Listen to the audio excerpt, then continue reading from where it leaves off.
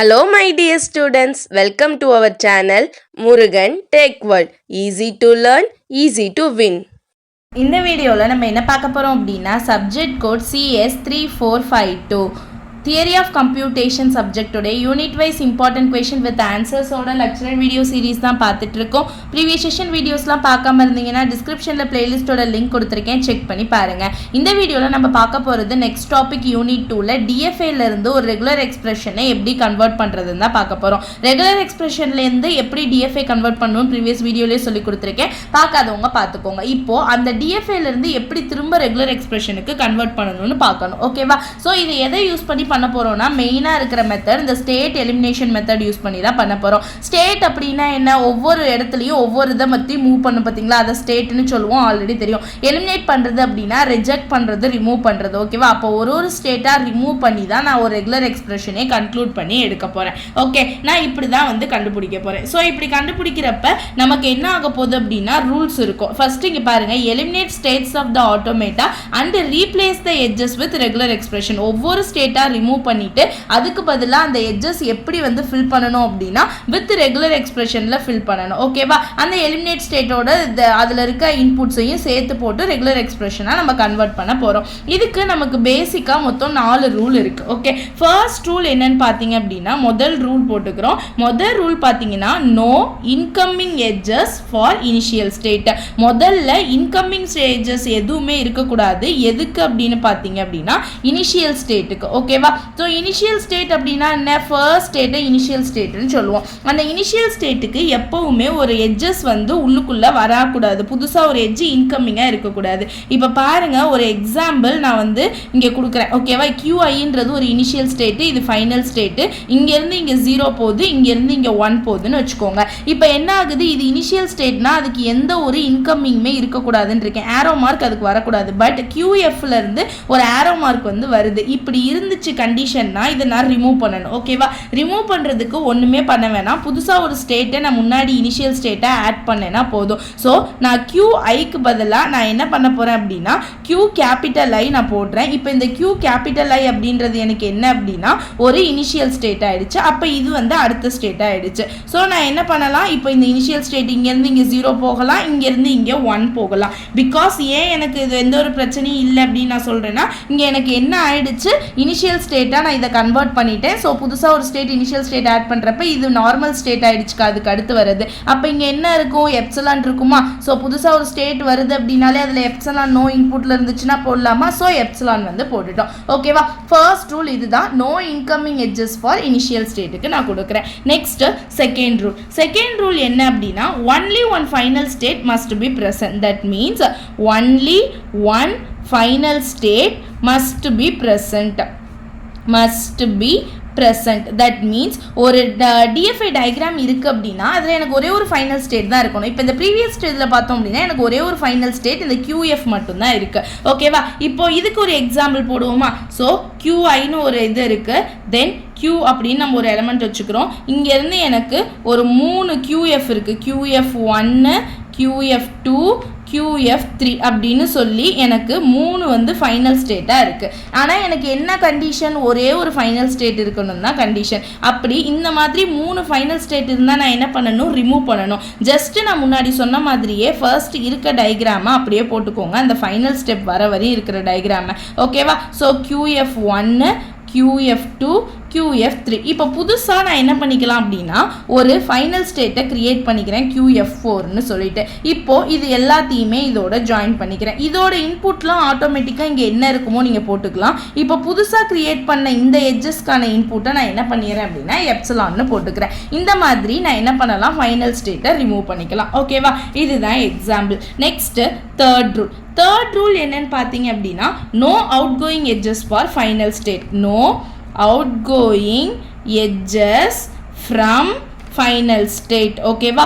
லாஸ்ட்டாக எதை நம்ம ஃபைனல் ஸ்டேட்டுன்னு கொடுக்குறோமோ அந்த ஃபைனல் ஸ்டேட்லேருந்து எந்த ஒரு எட்ஜஸும் வெளியே போகக்கூடாது. தட் மீன்ஸ் எக்ஸாம்பிள் இப்போ QIன்னு ஒன்று இருக்குது, தென் QFன்னு ஒன்று இருக்குது ஃபைனல் ஸ்டேட்டு, இதிலேருந்து Qன்னு சொல்லி எனக்கு ஒரு அவுட் கோயிங் எட்ஜஸ் போயிருக்கு. ஓகேவா, என்ன condition? No outgoing edges from final state. Final ஸ்டேட்லேருந்து ஒரு அவுட் கோயிங் போகக்கூடாதுன்னு அர்த்தம். அப்போ போகக்கூடாதுன்னா நான் என்ன பண்ணணும்? புதுசாக ஒரு எட்ஜஸ் கிரியேட் பண்ணுவேன்னா அந்த எட்ஜ் எப்படி இருக்கும்? இதை QF நான் இது வச்சுக்கிறேன். இப்போ ஃபைனல் ஸ்டேட்டை நான் QF1ன்னு புதுசாக ஒன்று கிரியேட் பண்ணிக்கிறேன். ஓகேவா, ஸோ இப்போ Qக்கு போகலாம், எனக்கு ஒரு பிரச்சனையும் இல்லை. இந்த மாதிரி எட்ஜஸ் நான் கிரியேட் பண்ணிக்கலாம். ஓகேவா, இதுதான் third rule, no outgoing edges from final state. ஓகேவா, இதில் next fourth rule. Fourth rule என்ன அப்படின்னா சிம்பிள். இது எல்லாத்தையும் கிரியேட் பண்ணதுக்கப்புறம் eliminate states in any order. எந்த ஆர்டரில் வேணால் ஒவ்வொரு ஸ்டேட்டாக ரிமூவ் பண்ணலாம். ஓகேவா, எந்த ஸ்டேட் ரிமூவ் பண்ணணும்னு அவசியம் இல்லைன்னா இனிஷியல் ஸ்டேட்டும் ஃபைனல் ஸ்டேட்டும் ரிமூவ் பண்ணணும்னு அவசியம் இல்லை.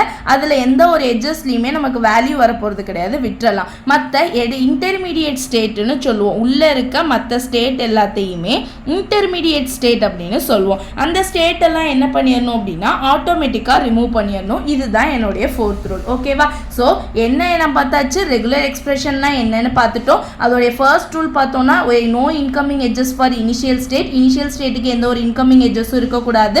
அடுத்து பார்த்தோம்னா ஒரே ஒரு ஃபைனல் ஸ்டேட் தான் இருக்கணும். தேர்ட் ரூல் பார்த்தோம்னா எந்த ஒரு அவுட் கோயிங் எட்ஜஸும் ஃபைனல் ஸ்டேட்லேருந்து போகக்கூடாது. ஃபோர்த் ரூல் ஒரு ஸ்டேட்டாக நம்ம ஆர்டர் வைஸ் இல்லை எந்த ஆர்டரில் வேணால் ரிமூவ் பண்ணலாம், accept initial and final state. அதுக்கு இல்லாமல் இன்டர்மீடியட் ஸ்டேட் எல்லாத்தையுமே நம்ம ரிமூவ் பண்ணிக்கலாம். இதுதான் ரூல்ஸ். இப்போ இது தெரிஞ்சிருச்சு அப்படின்னா நீங்கள் இந்த சம் போடுறது ரொம்ப ரொம்ப ஈஸி. வாங்க ஒரு எக்ஸாம்பிள் சம் பார்க்கலாம்.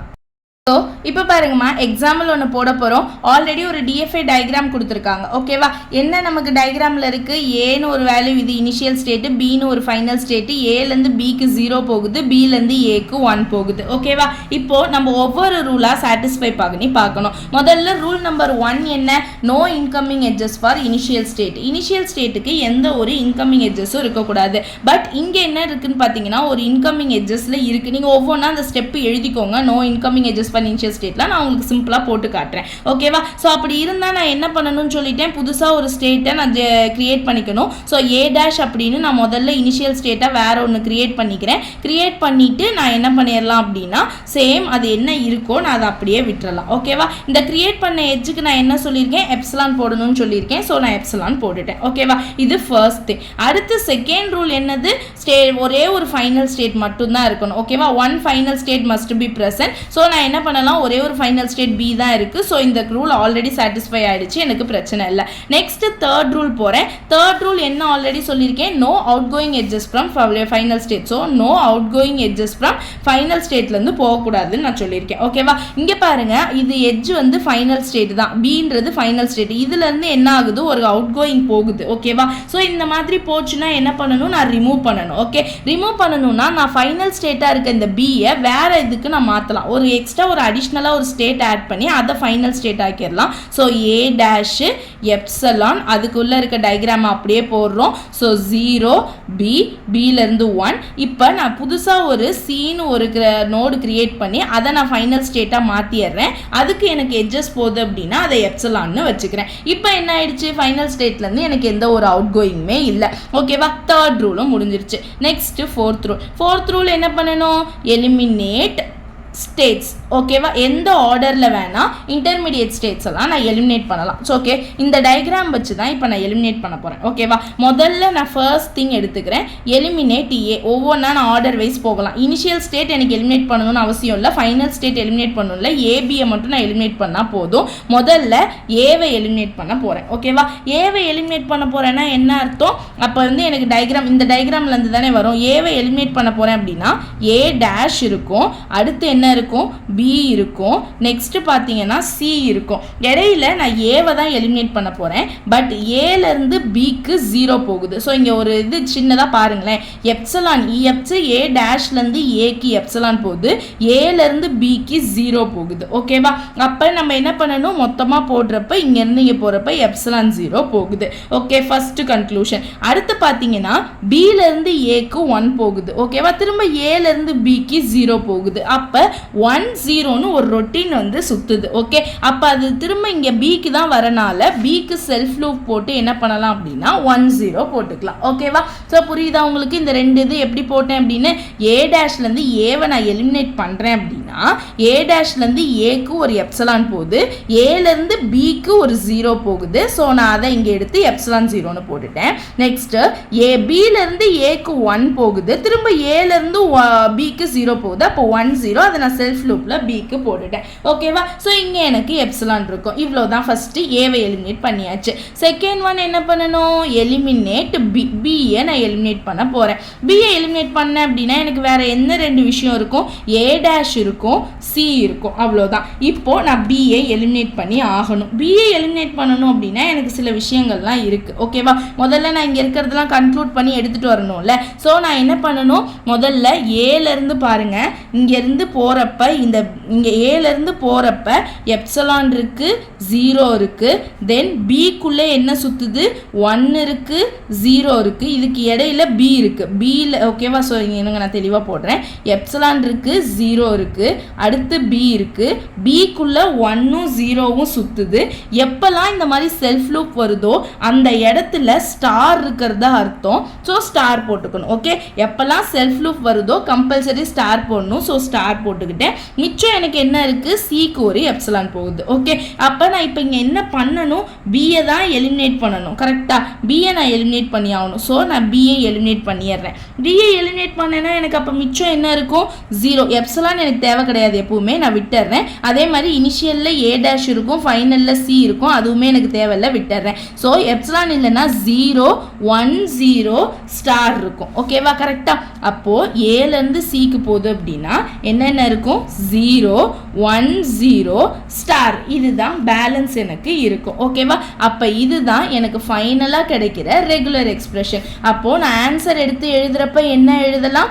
ஆன்சர் எனக்கு ஃபைனல் ரெகுலர் எக்ஸ்பிரஷன் கொடுத்துருக்க டிஎஃப்ஏக்கு என்ன கிடைச்சிருச்சுன்னா 0 1 1 0 ஸ்டார்னு கிடைச்சிருச்சு. ஓகேவா? இதுதான் என்னுடைய ஃபைனலாக கிடைக்கிற ஆன்சர் ரெகுலர் எக்ஸ்பிரஷனுக்கு. ஓகே, இப்படி தான் ஒரு எலிமினேஷன் மெத்தட், இந்த ஸ்டேட் எலிமினேஷன் மெத்தட் யூஸ் பண்ணி ஒரு டிஎஃப்ஏவை ரெகுலர் எக்ஸ்பிரஷனாக கன்வெர்ட் பண்ணணும். ஓகேவா? நீங்கள் ஒவ்வொரு ப்ராப்ளமாக எடுத்து இந்த மாதிரி ஸ்டெப் பை ஸ்டெப் போட்டு பார்த்தீங்க அப்படின்னாலே இந்த 4 ரூல் மட்டும்தான் நீங்கள் அப்ளை பண்ண போகிறீங்க. ஸோ இந்த 4 ரூல்ஸ் மட்டும் வச்சே நீங்கள் ஸ்டேட் எலிமினேஷன் மெத்தடை ஈஸியாக போட்டுடலாம். ஓகேவா? ஸோ எக்ஸாம்பிள்ஸ் எடுத்து போட்டு பாருங்கள், நல்லா புரியும். ஓகே, மறக்காம முருகன் டெக்வெல் சேனலை சப்ஸ்கிரைப் பண்ணிக்கோங்க, பக்கத்தில் இருக்க பெல் ஐக்கானை கிளிக் பண்ணிக்கோங்க. அப்போ தான் நான் போடுற வீடியோஸ் உடனே நோட்டிஃபிகேஷனாக உங்கள் மொபைலுக்கு வரும். Stay tune. நெக்ஸ்ட் வீடியோவில் பம்பிங் லெம்மா பார்க்கலாம். தேங்க்யூ.